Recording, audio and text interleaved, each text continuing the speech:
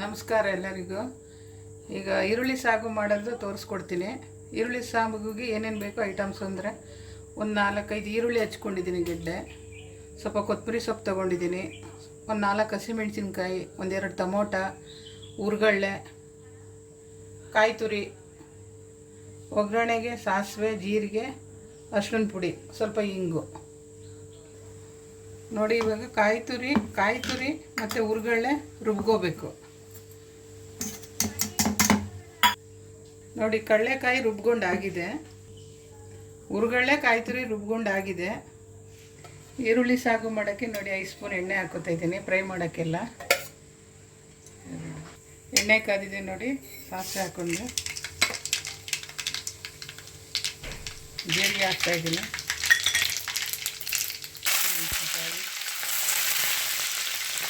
ಈಗ ಒಂದು ಸ್ವಲ್ಪ ಈರುಳ್ಳಿ ಹಾಕ್ಕೊತಿದ್ದೀನಿ, ಪುಡಿ ಹಾಕ್ಕೊತೀನಿ,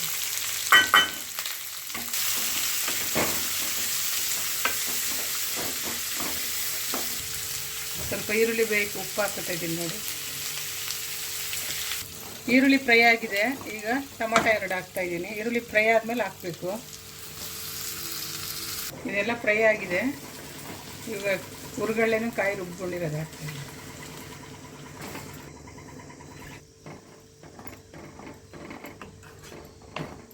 ಮೊದಲೇ ಫ್ರೈಗೆ ಒಂದು ಸ್ವಲ್ಪ ಉಪ್ಪು ಹಾಕ್ಕೊಂಡಿದ್ದೀನಿ, ಇವಾಗ ನೋಡ್ಕೊಂಡು ಹಾಕ್ಕೊಳ್ಳಿ. ಸ್ವಲ್ಪ ಉಪ್ಪು ಹಾಕ್ಕೊತಾ ಇದ್ದೀನಿ ನೋಡಿ. ಒಂದು ಸ್ವಲ್ಪ ಕೊತ್ತಂಬರಿ ಸೊಪ್ಪು ಹಾಕ್ಕೊತಾ ಇದ್ದೀನಿ. ಮತ್ತು ಇದು ಗಟ್ಟಿ ಆಗ್ತಾ ಬಂದರೆ ಒಂದು ಸ್ವಲ್ಪ ನೀರು ಹಾಕ್ಕೊಳ್ಳಿ. ಇದೊಂದು ಸ್ವಲ್ಪ ಕುದಿಸ್ಕೊಂಡು ಒಂದು 1/4 ಗಂಟೆ ಕುದಿಸ್ಕೊಳ್ಳಿ.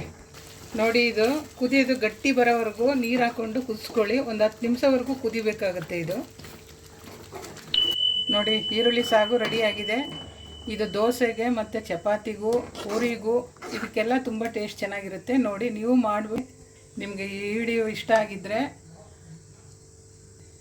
ಲೈಕ್ ಮಾಡಿ, ಶೇರ್ ಮಾಡಿ, ಸಬ್ಸ್ಕ್ರೈಬ್ ಮಾಡಿ.